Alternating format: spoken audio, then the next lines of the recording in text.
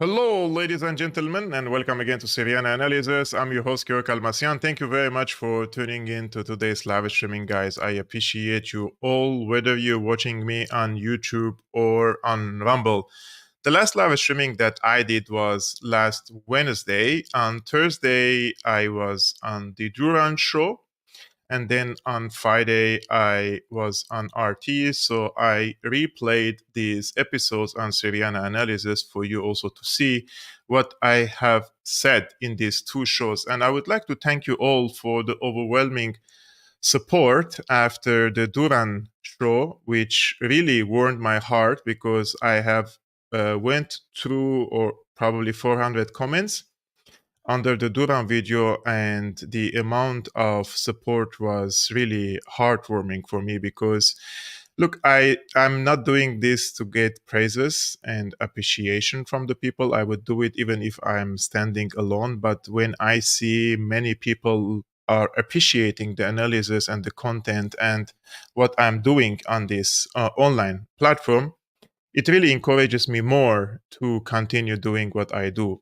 And to be honest with you, I haven't realized that my analyses were on point for so many people, and it opened the eyes of so many people, and how many people now can understand the link between the Syrian war and the Ukraine war. So if you haven't watched this interview yet, it's also posted on the Syriana Analysis YouTube channel. You can go to the live section and you can see and watch this episode by yourself. And today is very important topic, guys. I'm not trying to do fear mongering or scaremongering. This is the last thing that I would like to do on this YouTube channel. It's not my job to create sensational videos and try to fear monger you into emotional status. I would, scare you to be on one side or another. This channel is about education. This channel is about knowledge. This channel about opening the eyes and shedding light on the dark spots in this very dirty politics. And one of the issues that I cover on this channel is Ukraine. So if you're new, guys, since last week we have around 1,000 new subscribers. Thank you so much for your trust and subscribing to this YouTube channel. The goal is now around 80,000 subscribers. We just hit the 70,000 subscribers goal, which is great. My idealistic goal would be 100,000 subscribers till the end of this year, but I will be idealistic and I would say 80,000. But if you want to prove me wrong, and if you aren't a subscriber yet, I would really appreciate it if you subscribe to this YouTube channel and invite your friends to subscribe to this YouTube channel. So now what's happening in Ukraine, guys, is very important because since 2014, the escalation path between the both sides, the NATO camp and the Russia camp, is you can see it that one side takes an escalatory step and the other side takes a 1.5 escalatory step to be on the top, right? And I'm not excluding any side. Both sides are taking escalation steps, and in order to prove their deterrent capacities. And in this case, there is always a discussion about nuclear war and tactical nuclear war and who is going to start the nuclear war. And some side says that, oh no, the Russians are bluffing, don't believe them, they're not going to do that. But the Russians are taking escalatory steps in Ukraine in terms of the conventional warfare, but also their nuclear readiness. They are doing the drills in Belarus and on Russian territory, and also they have sent a submarine to Cuba, which we are going to cover also today. And I'm going to tell you why is this case is so important. But last week, many countries, I think 90 countries around the world, they have gathered in Switzerland for what is called a peace conference for Ukraine. I would say the funny, because although it shouldn't be funny, but the ironic or the funny thing is that they didn't invite Russia, and it's like shaking your own hands. This is a war between Russia and Ukraine. However, behind that, it's a proxy war between NATO and the proponents of the multipolar world, including Russia and China and South Africa and Brazil and other countries. Therefore, in my opinion, the absence of Russia is very ridiculous. And this is something that the Saudi side has pointed out, unlike the other countries who believe that without Russia, they can somehow restore peace and stability in Ukraine when the major player in this conflict is Russia itself. So what happened in this conference is very important, and I'm going to highlight some of the points made by The Guardian, which is a pro-NATO outlet. I have no illusions about The Guardian that it is somehow a left-wing paper. No, they're pro-NATO. However, they have prepared a report about this, saying that key regional powers, including Brazil, India, South Africa, and Saudi Arabia, they didn't join the joint communique which was issued at the end of the Ukraine Peace Conference. Zelensky welcomed the first steps towards peace, but acknowledged that not all attenders had come on board, saying that unfortunately there are people who are still balancing, he said, adding that Russia was trying to divide the world. Actually, it's the United States that is trying to divide the world by saying you're either with us in this conflict or you're against us. And they have bullied so many countries, including Saudi Arabia, India, Brazil, to be on board with the sanction orgy regime imposed by the United States on Russia. And this country said, look, you have been violating international law, humanitarian international law, and all sorts of rules of engagement. And you haven't left people around the world that you haven't murdered because of your expansionist aspirations. Therefore, we're not going to join your club and sanction Russia in this case when Russia invaded Ukraine. And this time, this was not unprovoked, as you claimed, but it was provoked. Unlike the war in Iraq, unlike the war in Syria, unlike the war in Libya, for example, Somalia, and so many other places where these countries didn't provoke the United States, but the US indeed invaded these countries, right? So unlike Ukraine, which was going to become a NATO country, or it already has become a de facto NATO country, which imposes a serious existential threat against Russia, the other wars that you were engaged in, they were not provoked, so we're not going to be on your side. And we see potential in a multipolar world, and me as a Brazil, as South Africa, as India, and the rest of the global South, or the world majority, as we say, the international majority, they basically say, including Saudi Arabia, no, we will benefit from the US, and we want to benefit from China, and we want to benefit from Russia. We're not going to become a pawn in anyone's hands. In the past, we tried your formula. We, the Saudis, we were engaged in so many proxy wars, directly and indirectly in West Asia, in the Middle East, and in Far East Asia till Xinjiang. The Saudis have indoctrinated many of the Muslim communities there to become more radicalized in order to create a radicalized community and destabilize the situation in China. And this was tasked by the United States. And this is something Mohammed bin Salman, when he came to power in 2018, or he became a crown prince, let's say, in 2019, I think he had an interview. He said, we were tasked to spread Wahhabism, which is a radical ideology in Islam, to create what the Al Qaeda, to create ISIS, etc. We're not going to do that any longer. And this is what happened actually in the region. And after 2018, you see, for example, ISIS, Al Qaeda, and other Islam's army and other terrorist groups in Syria all of a sudden crumbled because Saudi Arabia has withdrawn its hand and stopped supporting these terrorist groups, right? So the world is waking up to the fact that the future is or should be a cooperative world, a multipolar world between the US, Europe, and the rest of the world, and not a unipolar world where the US can impose its will and dictate other countries to follow its orders for the sake and for the benefit of the United States, and not for the benefit of the majority of the world. So about 100 countries took part in this conference in the resort of Bürgenstock, but Russia was not invited, and China snubbed the event, so China didn't come too. Attenders were mostly from Europe, the United States, and other Western allies, but included countries from Latin America, the Middle East, Africa, and Asia. In a boost for Kiev, Turkey, which maintains close trading links with Russia and has sought to be a peacemaker, signed the document. It was also signed by Argentina, Iraq, Qatar, and Rwanda. The other side, Saudi Arabia, India, South Africa, Thailand, Indonesia, Mexico, and the UAE, however, took part in the summit but didn't sign the final communique. Brazil attended with observer status and didn't endorse the text. Before the gathering, Russian President Putin demanded that Ukrainian troops leave 4 eastern Ukrainian regions that are partially occupied by his troops. Putin also called on Ukraine to abandon plans to join NATO. This is the part where they say that Putin proposed a peace agreement. And I will come to that later, and we will see what Putin has said in this case. Basically, this was, in my opinion, the last time Russia proposes a peace deal to the collective West, and I hope they sit and negotiate, because even if you don't like what Putin says and what he proposes, sitting on the same table and trying to find a middle ground, I think it's a wise decision, instead of escalating and counter-escalation, and then we reach to the edge of abyss. I think the to Joe is better than to war, and in this case, unfortunately, the peace-loving or peace-promoting diplomats have all of a sudden disappeared.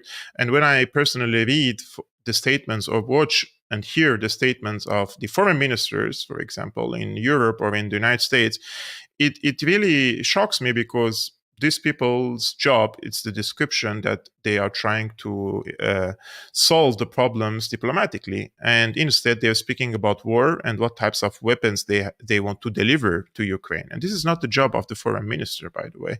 The job of the foreign minister is to find a diplomatic solution for this conflict, but this is something that is really missing from the scene after the 2022 conflict in Ukraine. So China decided not to send an envoy to the summit despite Ukraine's invitation. Asked about Beijing's position on the war, Zelensky said, China is a very serious state and serious economy that has political and economic influence on Russia. China truly has influence, and I believe that China could help us. Unfortunately, also for Zelensky, because he has a big mouth sometimes, and he thinks that he is a leader of a superpower. He criticized China multiple times, and he said that China is now like a toy in the hands of Russia, something like that. And it's really ridiculous to insult the Chinese that way, when China, according to every serious geopolitical analyst and observer, is going to become the most powerful rising pole vis-a-vis the United States. So if or when we reach to a point when we say now we have officially multipolar world, China will be the most powerful country on the other side of the pole. I'm not talking about the West. Russia is, of course, going to be part of the multipolar world, but China will surpass everyone in it, thanks to its economic powerhouse.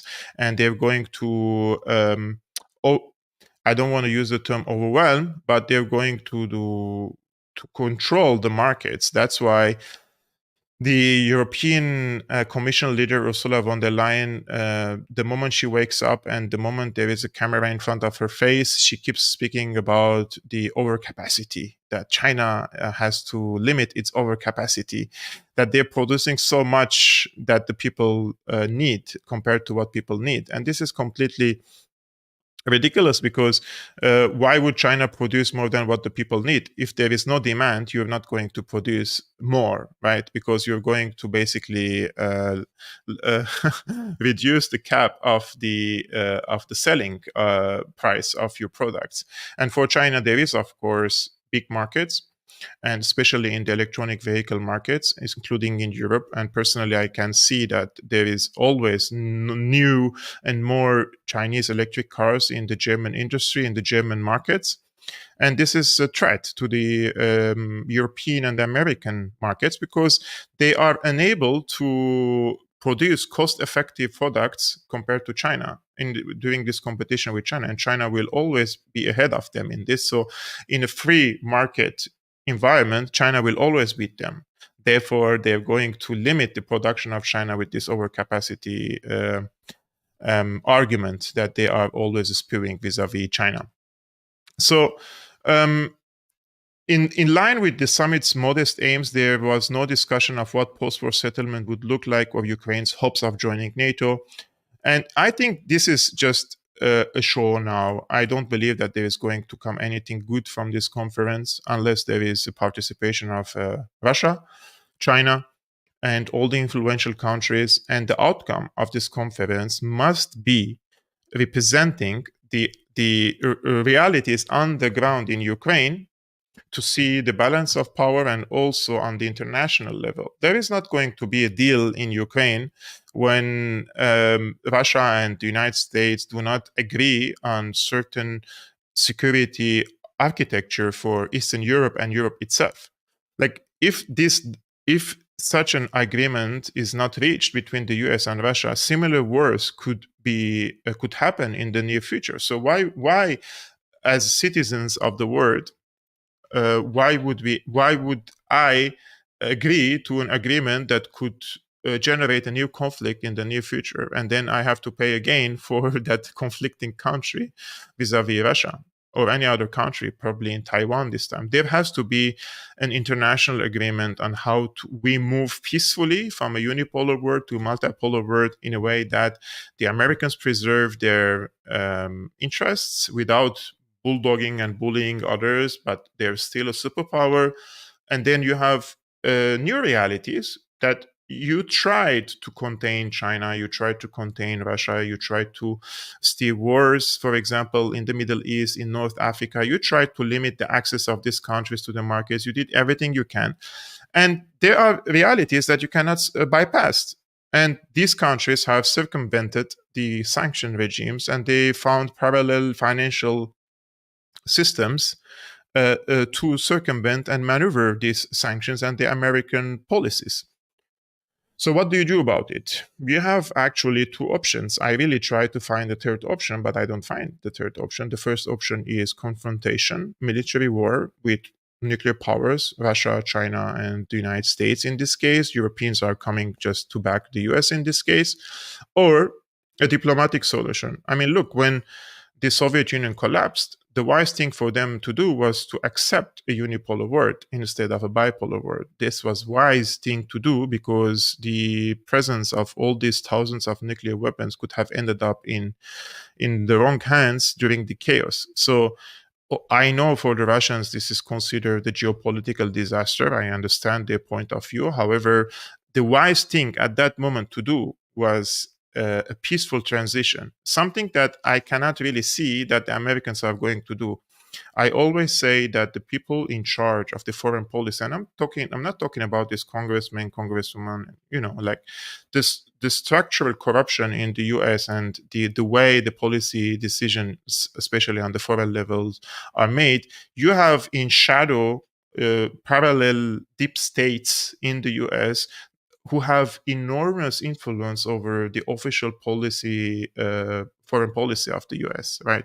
You have lobbies, you have manufacturers, you have factories, you have bankers, you have people with invested interests, donations, donors, etc., etc. So these people also believe genuinely that they are a superpower because they are themselves as individuals superior to the rest of the world.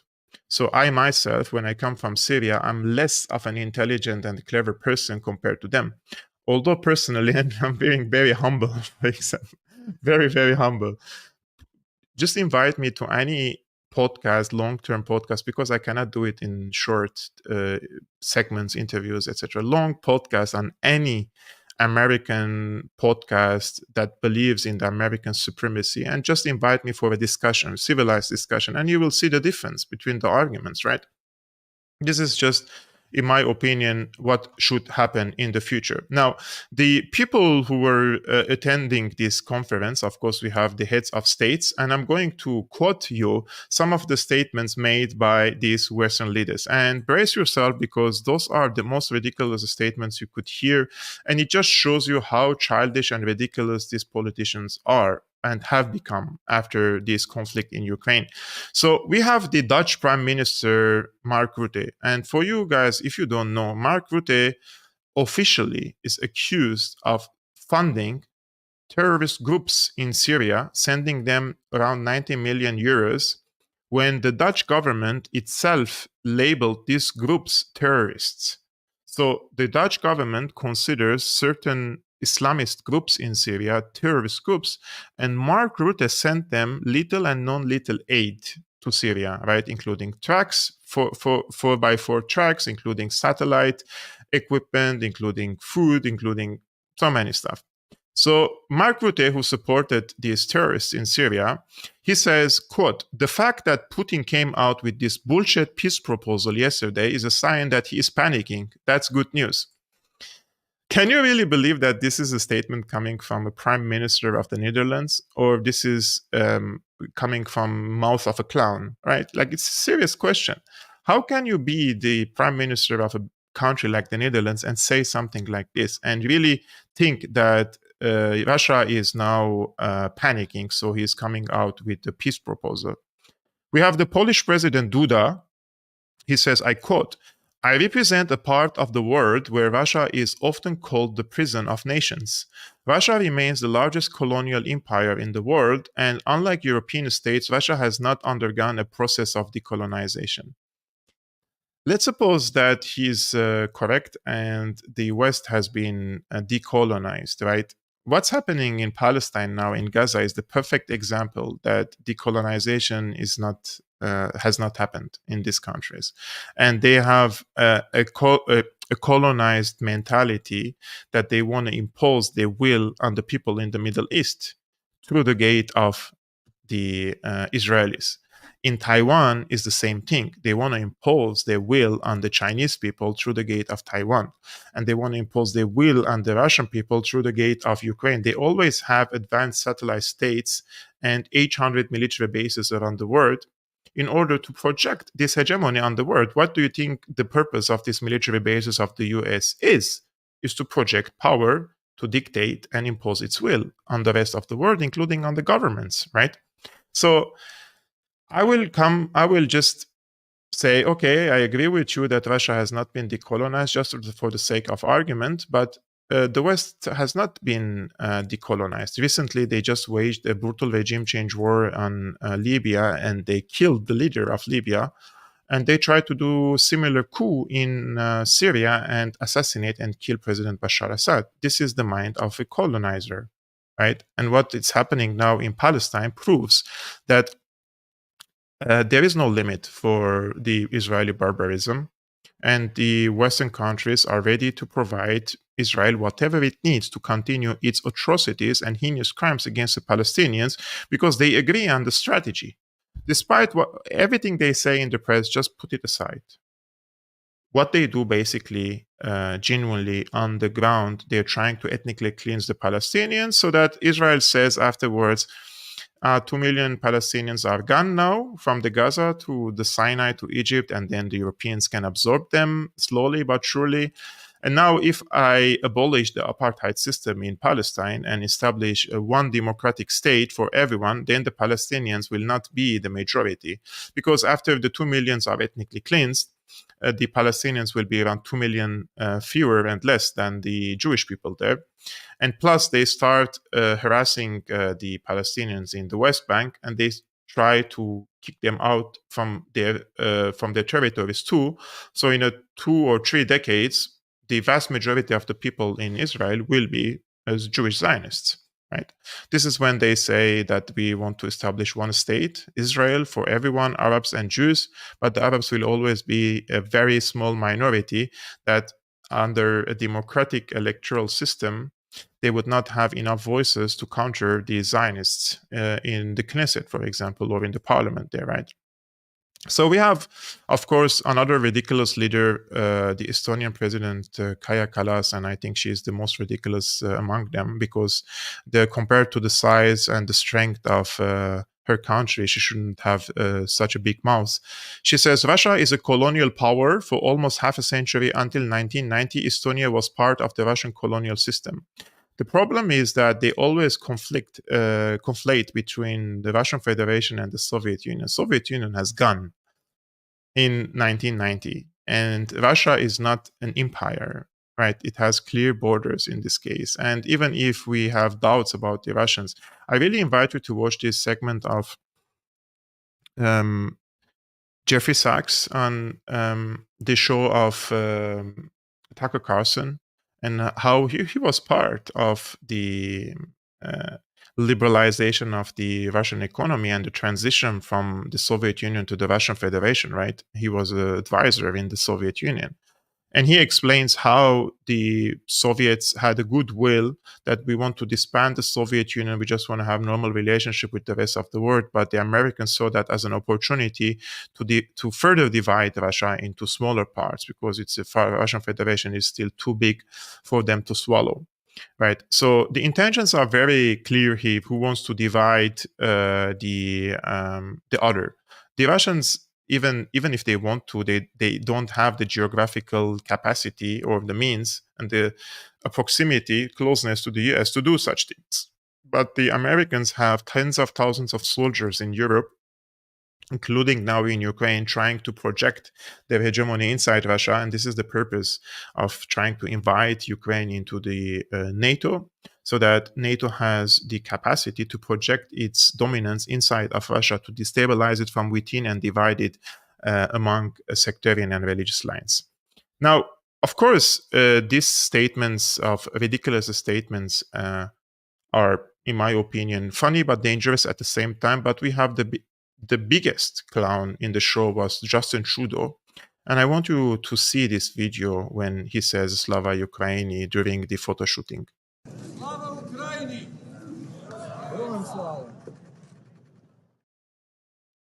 Slava Ukraini! Look, how everyone is laughing. And look, in these Western countries, if somebody comes and Slava, I think it's like long live or something, Ukraine, right? If you say the same thing about Germany, and you're a German, you would be accused of being social nationalist and Nazi, neo-Nazi, fascist, and everything. But when it comes to Ukraine, it's completely normal to be a nationalist, and it's completely normal to be with the Azov battalion. It's also very completely normal to host a former Nazi officer and congratulate him and give him the ovation in the Canadian Parliament. I mean, were it not for some of the Jewish organizations in Canada who discovered that this guy was a Nazi officer from World War II and he committed heinous crimes against the Jewish people, nobody would have heard about it. But thankfully, this was discovered later. So this is completely normal, right? Now, we have normal between quotations, of course. I'm just being sarcastic. We have, on the other hand, I always said this, and I truly believe in this. The people who are in charge of the foreign policy in Europe, right? Just in whatever country, just pick any country that is very aggressively now against Russia and they want for Ukraine to win this war.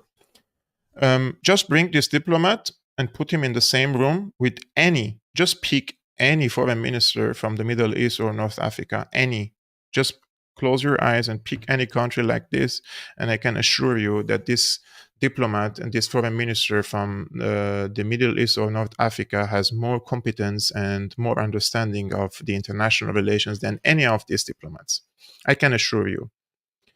And one of these diplomats is the foreign minister of Saudi Arabia. And this is what he said in this case. Take a look. Any credible process will need Russia's participation. We hope the outcomes of this summit reflect those aims. Thank you.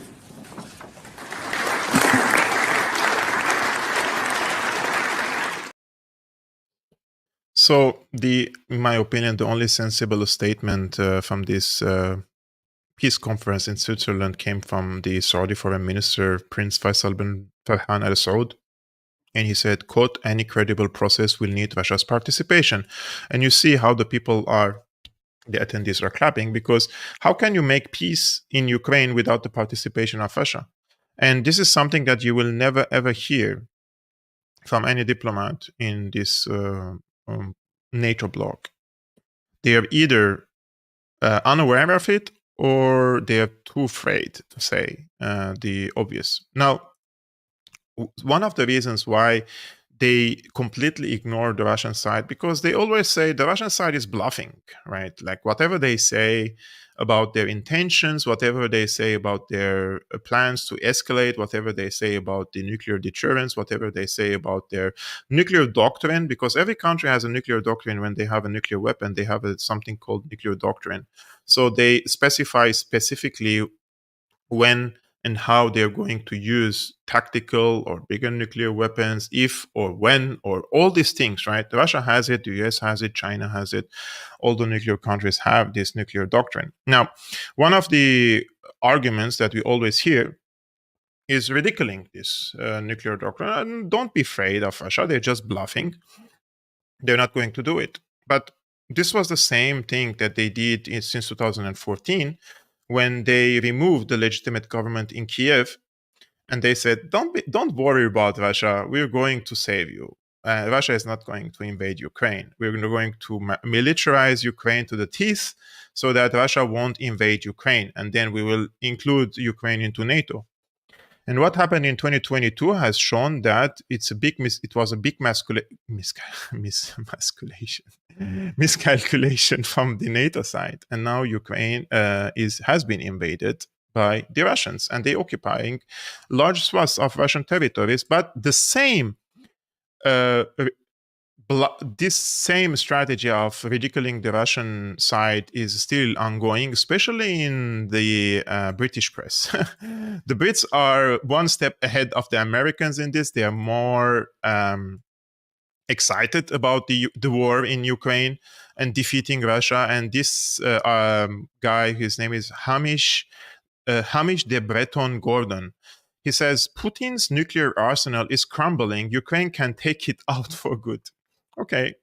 It's high time that the West's more timid leaders understood that the nuclear threats coming out of Moscow are all bluff and bluster aimed at them and their wobbling lips.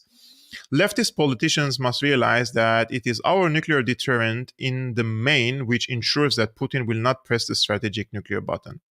It's evident that a nuclear deterrent can be a powerful tool of control. Putin's nuclear bravado tactics with the leader making almost daily threats since February 25th this year seeks to ensure that Ukraine cannot fight Russia unhindered due to Western fears of retributive escalation. The tide of war is beginning to turn in Kiev's favor now. I don't know how is he calculating that, but apparently the war is going in favor of Ukraine, and they can begin to strike targets in Russia. A further push is necessary in order to ensure a Ukrainian victory. Those in power must disregard Putin's hollow words and see the reality of Russia's ailing nuclear capabilities.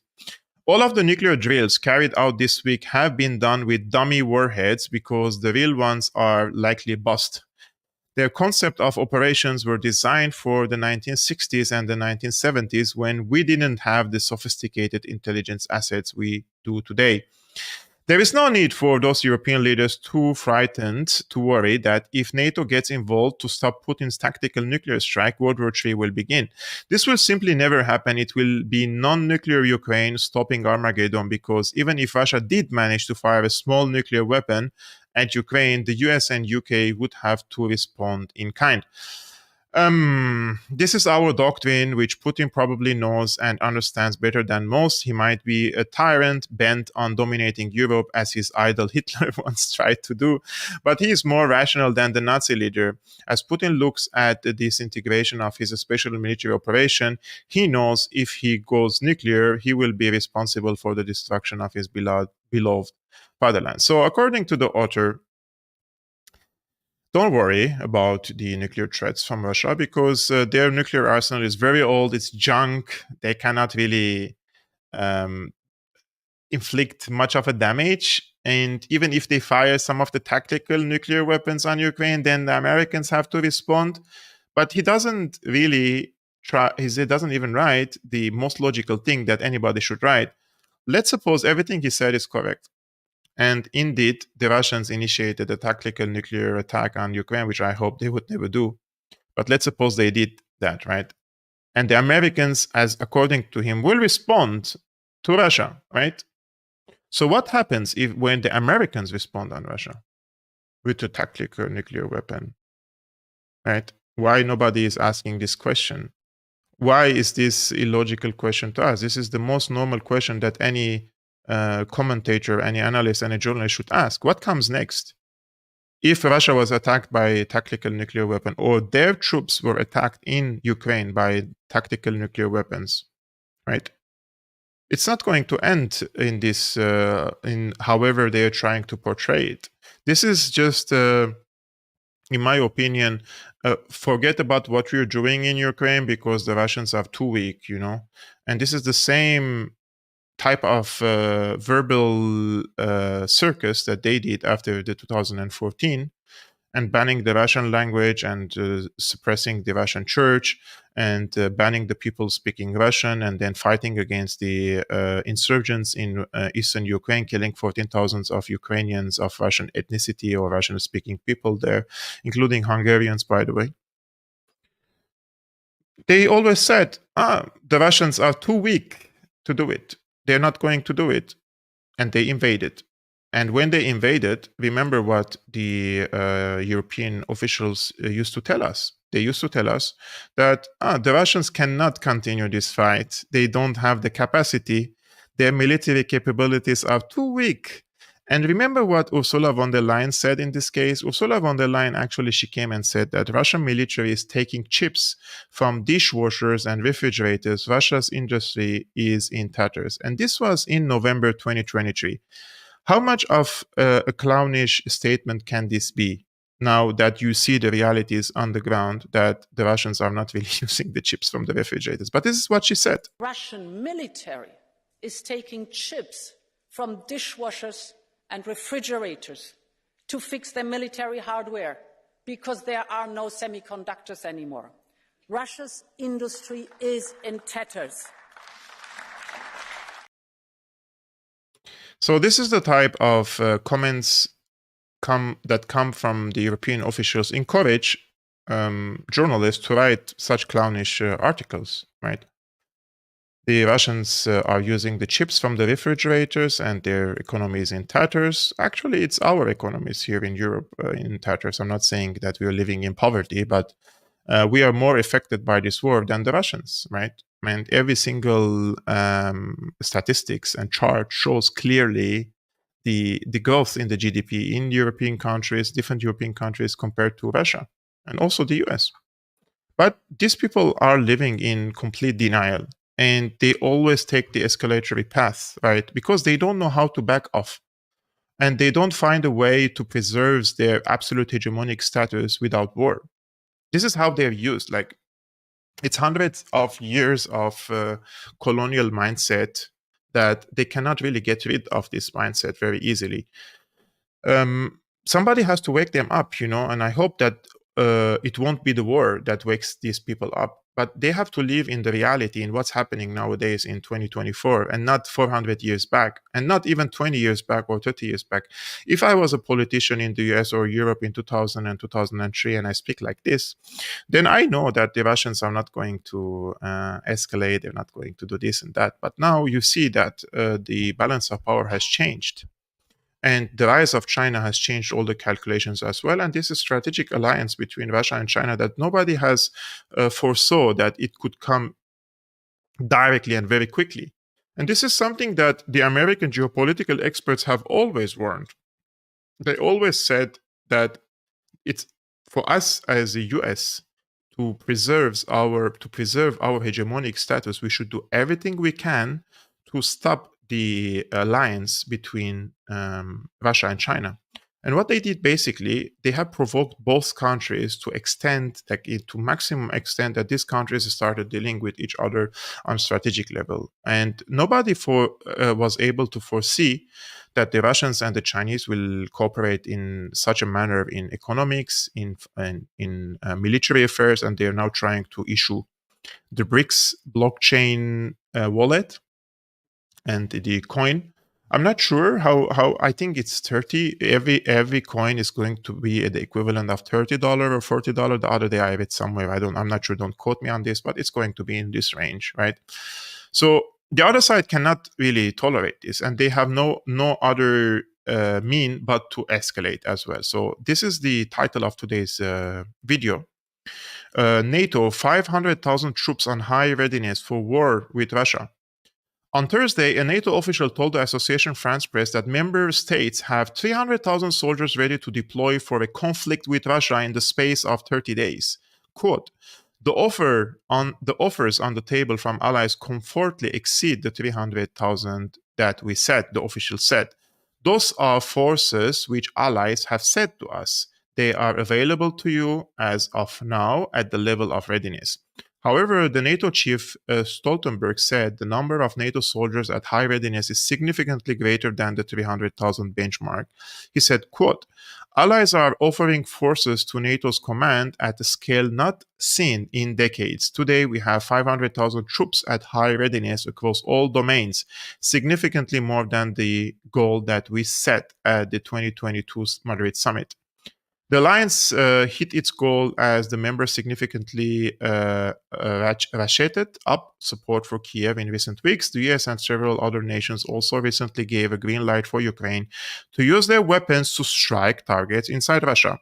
The Netherlands and Denmark plan to supply Kiev with F-16s in the coming months and say the advanced aircraft could be used to bomb Russia.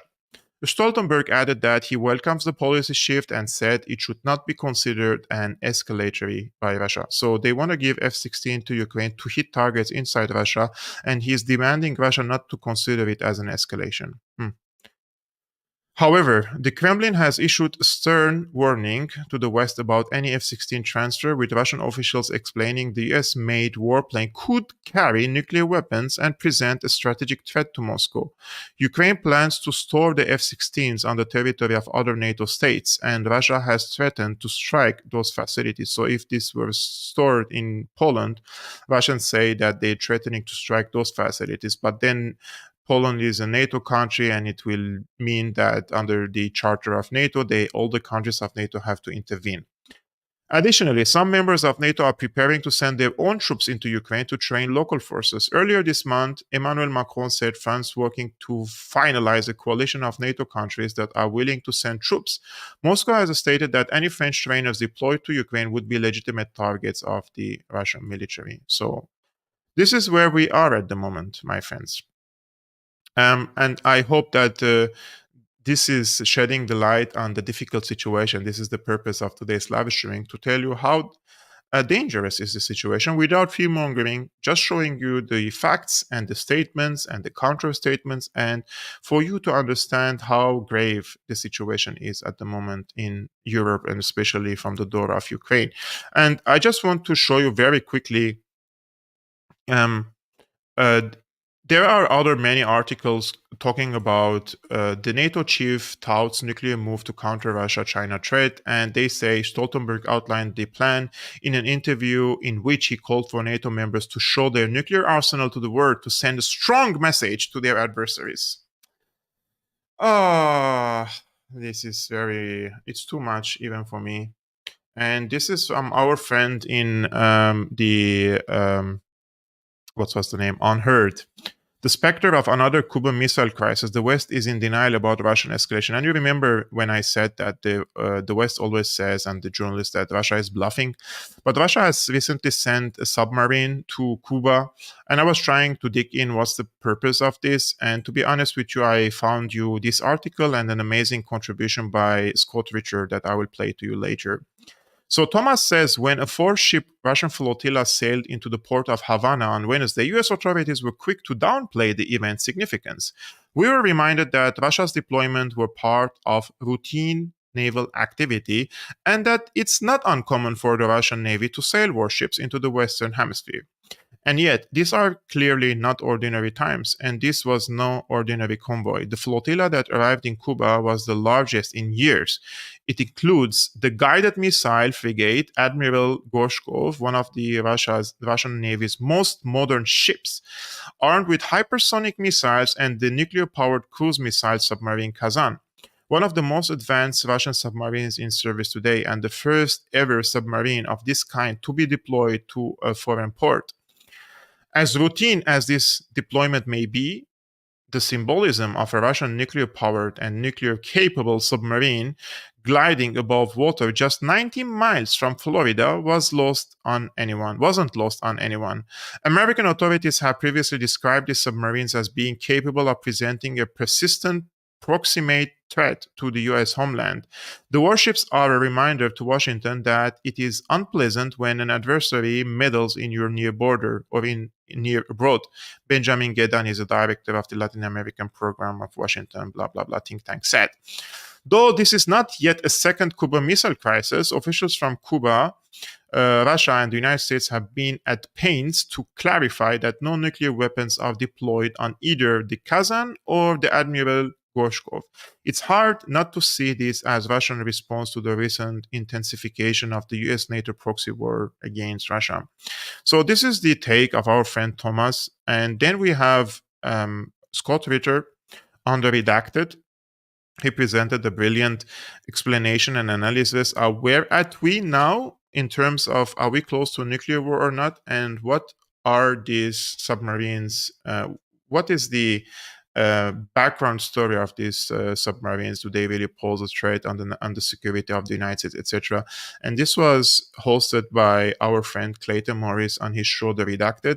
And I cut this segment for you, so let's watch it together. How close are we to nuclear war? You're about to head to Washington, D.C. and headline this event down there, be one of the speakers as part of this big event, this press conference. And it seems like Russian President Putin has made it explicitly clear that all of this sort of training and all of these other HIMARS attacks and things are not okay. But once that crosses the line into cruise missiles, once ATACMS or Storm Shadows start coming across the border, it's game over. How close are we to that moment? And when people throw around the idea of nuclear war, are they just being hyperbolic, or are we there? Are we at this sort of Cuban Missile Crisis moment right now? Well, we're past the Cuban Missile Crisis. What people don't understand with the Cuban Missile Crisis is that, yes, the Soviets put missiles into Cuba, but the confrontation was timed to the arrival of Soviet ships to a line that Kennedy had drawn in the Caribbean. And so we had this clock that was running down to that gave people a moment to look at, consider insanity prevailed on both sides. We don't have a line. We have a push of the button. We are one ATACMS launch away from general nuclear conflict with with Russia, meaning that the Ukrainians who have ATACMS missiles now, if they attack the wrong target inside Russia, this could lead to a general nuclear war. And it's that. And so what I'm trying to tell the audience here is that for whatever reason, we have passed down to the Ukrainians the ability to start a general nuclear war. Until we take the ATACMS out of their control, until we take the Scalp missile, the Storm Shadow out of their control, we have pushed down to Ukraine the ability to create the conditions for a nuclear conflict. Now, fortunately, there's an adult in the room, and his name is Vladimir Putin. Every St. Petersburg International Economic Forum in recent history, Putin has said things that the world should listen to. And this one was no different. What he said is that Russia understands the insanity that the West is involved in. And so he has put in additional interim measures. He has created room for escalation management. For instance, he said, if you attack us with HIMARS or ATACMS, we may not go straight to nuclear war. We may choose to attack you using our precision weapons that we'll turn over to a third-party proxy just to keep this game of escalation going. Now, a lot of people heard that and went, oh, how provocative can he be? And I heard that and I said, thank God he just put an escalation control mechanism in place. And he also talked down. He said, yes, we have nuclear weapons. Yes, we have a doctrine. And yes, that doctrine can be implemented and will be implemented if need to be. But we're not there yet. He brought it down. He brought the temperature down, everything down. He's doing everything right to manage this. The question is, are we in the West listening? And are we going to respond in kind to de-escalate? And I'm afraid I'm not hearing that from the West right now. Maybe we can, but this is one of the reasons for this press conference, is to drive home the absolute imperative for the United States to take a leadership role in de-escalating the Ukrainian conflict? I mean, it seems like at every turn, unless I'm wrong, it seems like at every turn they keep trying to call his bluff to see if he's actually telling the truth. And at every turn, they've been rebuffed. So now he's saying, I'm going to use third-party proxies, just like you guys are doing. It seems like a great idea. So I'm going to provide weapons to these third-party proxies. And do you want to test that? Do you want to see if we're being truthful? Do you want to see if I'm bluffing here? First of all, is he bluffing? And second of all, what particular third parties would the United States maybe want to provoke and try? Would it be Yemen? Would it be Syria? Where do you think these proxies would be located that we would want to test this out, this theory? I mean, that's a Russian foreign policy, national security policy prerogative. But I'll say this: a Russian ship has arrived in a Cuban port. On board that ship are Zircon hypersonic missiles that are in range of the United States, and the United States has nothing that can shoot them down. There's also a Russian nuclear-powered cruise missile submarine in the same area. The weapons on board these two ships have the ability to take the East Coast off of the map of the United States. That's with, of course, nuclear weapons, but they're also precision guided. How does it feel to be in the White House knowing that you're 12 minutes away from dying and there's nothing anybody can do to save you? The Secret Service can't get you out of the White House fast enough. And it's not a nuclear explosion. It's a Zircon missile that's going to come in and hit the White House. It can't be stopped. If the president's in the White House and the Russians decide to kill him, he's a dead man. Anybody in the United States on the East Coast is a dead man if the Russians decide to kill him. You see, that's what we have done to the Russians. We have them living under that. You know, every morning that Putin goes to work, he's 12 minutes away from dying if the United States or, Europe wanted to send precision-guided missiles into the Kremlin. And in the West, we seem to think that's okay. Well, guess what? Russia just flipped the script. And if the Russians are who I think they are, I'm imagining that there might be some cargo on these ships that stays behind in Cuba. And when these ships visit Venezuela, there's some cargo that'll stay behind in Venezuela so that the United States will live in perpetual fear of Russian hypersonic missiles, conventionally armed. I don't think the Russians will deploy nuclear weapons into Cuba or Venezuela. Conventionally armed, they can't be stopped. There's nothing America could do to stop. And if the United States seeks to strike them, understand these weapons now will strike America. We've taken away, Russia is going to remove the ability of the United States to attack Venezuela, attack Cuba with no consequence. Again, it changes the entire paradigm of what we're doing here. So, what do you think, guys, of Scott Ritter's arguments? Do you think that the Russians will leave behind some of the conventional weapons, including hypersonic missiles in Venezuela and Cuba? Or do you think that the Russians would probably trigger and activate some sort of a proxy war against the American forces in the Middle East, in Syria, for example?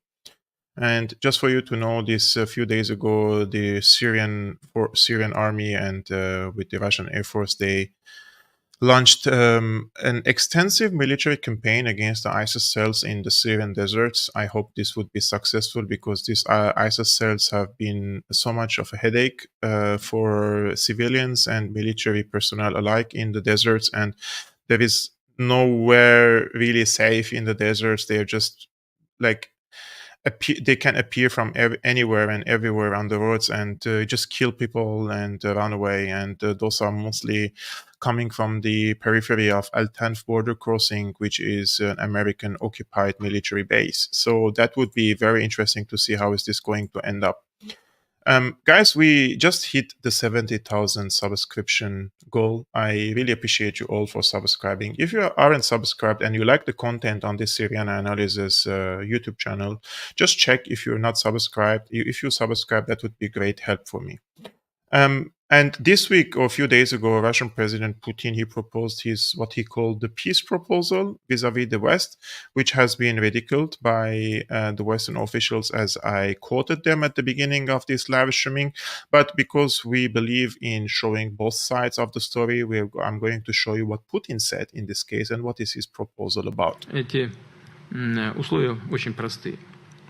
Украинские войска должны быть полностью выведены из Донецкой, Луганской народных республик, Херсонской и Запорожской областей.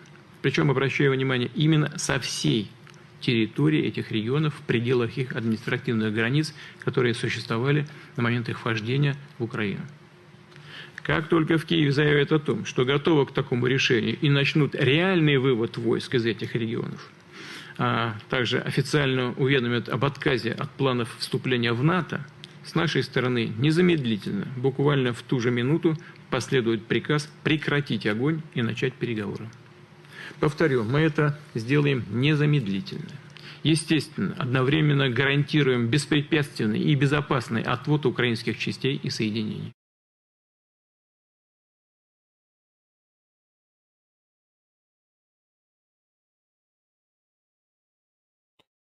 Guys, when the 2014 coup happened, I just want to tell you the timeline of these negotiations, right? 2015, 2014, they agreed on two Minsk Agreement 1 and Minsk Agreement 2. And in these Minsk agreements, it was stated that Ukraine will keep its territorial integrity in the Donetsk, the Donbas, the Zaporozhye, the Kherson oblasts. This will remain under Ukrainian territories, Ukrainian sovereignty. In Donetsk and Donbas, there would be a certain level of autonomy, but it will be administratively and politically under the rule of Ukraine, but it will be given the civil rights for the people, like speaking the Russian language, because this was banned after 2014 coup. In Ukraine, this was the limit of what Russia demanded back then, right? Ukraine remains neutral, doesn't join NATO, and these two oblasts enjoy these civil rights. Now, when this was unheard and they sent so much weapons and training to Ukraine and militarized it to fight against Russia, the invasion of Russia started in February 2022. And when the Russians invaded Ukraine, this was a huge military show of power, so that they forced the Ukrainians to come to negotiation table. This is in my understanding. Some of the pro-NATO pundits say that the Russians failed, that's why they came to the negotiations. I believe that the Russians invaded Ukraine and have shown a strong military power in order to force Ukraine into negotiation table. And the Ukrainians came to the negotiation table and agreed.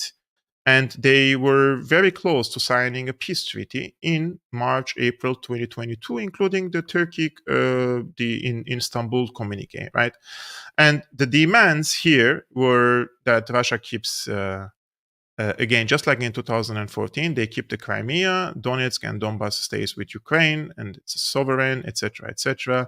But the Ukraine remains neutral, but in Donetsk and Donbas, the people have to enjoy their civil rights, they speaking the language, this and that, right? Those were still similar. But when Boris Johnson and Joe Biden intervened and told Zelensky that he shouldn't sign this peace treaty because they are sure that Russia will be defeated and they will crumble the Russian economy, they will impose the sanctions, they will do this and that, and Zelensky was persuaded and he didn't sign this peace treaty, right?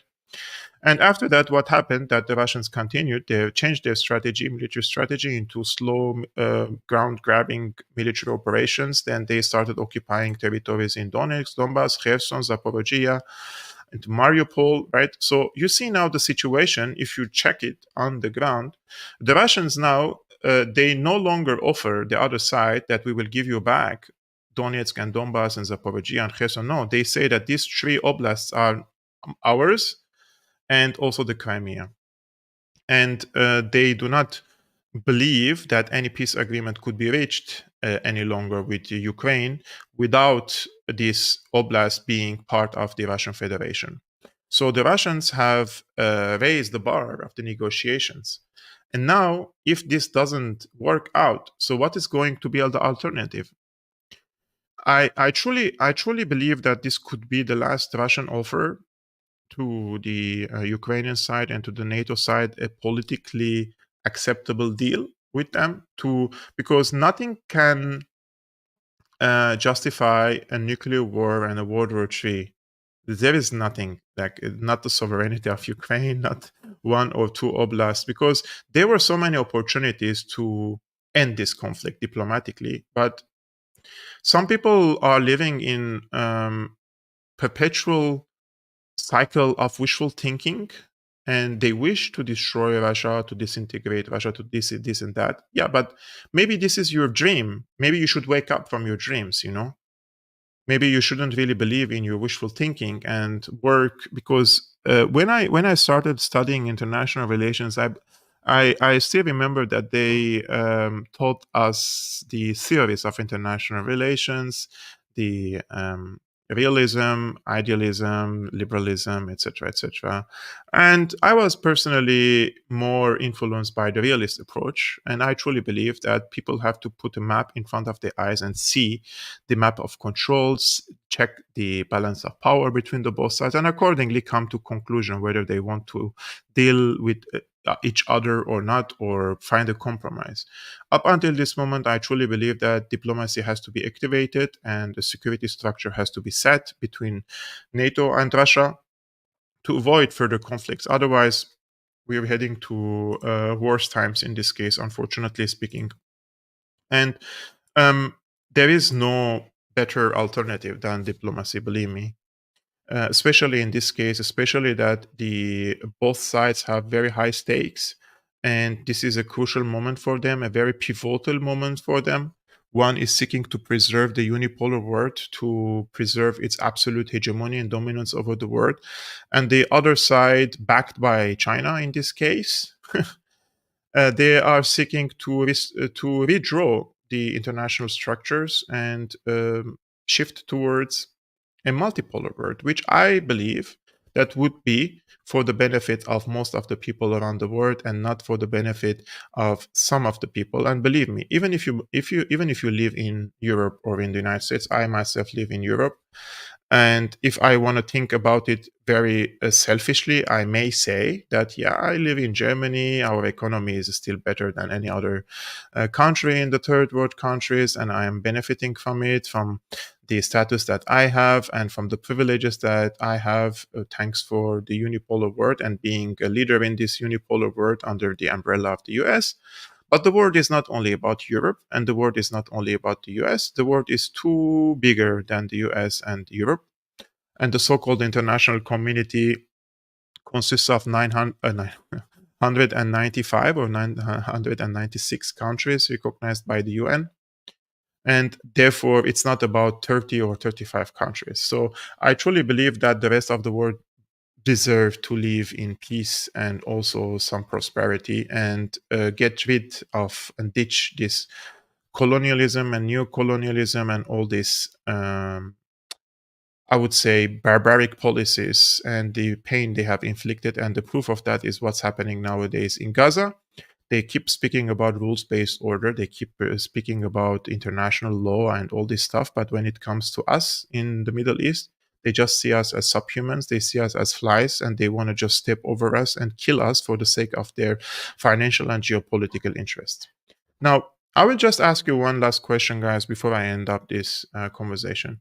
In the Duran video that I participated in this podcast, I saw one of the comments saying that in French or something, I don't know, some Wikipedia page has been created, and for in my name, and they say that I'm a right-wing, far-right propagandist for Assad, this and that. It's just ridiculous that I present educational content and some people create Wikipedia. And this is a big proof that you can make up anything about anyone and any event. So facts doesn't matter, but rather the narrative and what you say is the truth. I'm genuinely now interested to know your opinion. If you're following my work on Syriana Analysis and what I say on this channel, do you believe that this is a right-wing talking point? or left-wing talking point? It's a centrist. How do you define it? Do you really think that this is a far-right talking point? How do they describe me as a far? I'm not even, I don't consider myself right. And I don't really play this left and right politics. And I still remember that during the Corona times, and I found myself closer to the conservatives who were objecting the draconian measures and the medical tyranny on the people.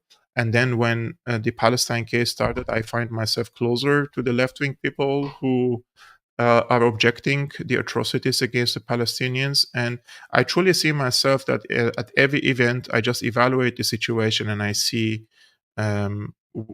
where is the middle ground, what is the truth of the matter. But because the word works between left and right, and when I say something that is probably also said or believed by some right-wing people, it doesn't make me right-wing people. This is just my opinion. But however, I'm still interested in your opinions. Please let me know what do you think about my arguments and my podcast, because I categorically reject that label. I'm not a right-wing person, let alone a far-right person. And I just try to bring logical and argumentative statements and explanations on this YouTube channel. So I hope you appreciate it. If you do, please subscribe and like this video so that more people can watch it. We have reached 70,000 subscribers. If you have friends who are interested in geopolitical content, I truly would be very happy if you invite them to join this YouTube channel. I would really like to hit the 100,000 subscription goal in the next months. Let's say that's an idealistic goal, but I hope I can reach it. And if you want to support the independent work I'm doing, 100% funded and just backed by my subscribers on this YouTube channel, you can become a patron, guys. The link is scrolling on the screen, patreon.com/Syriana Analysis, and there are also other means in the description below. I will see you tomorrow, Tuesday, 5 p.m. Central European Time, 11 a.m. Eastern American Time. Peace be upon you, upon your families. Salam.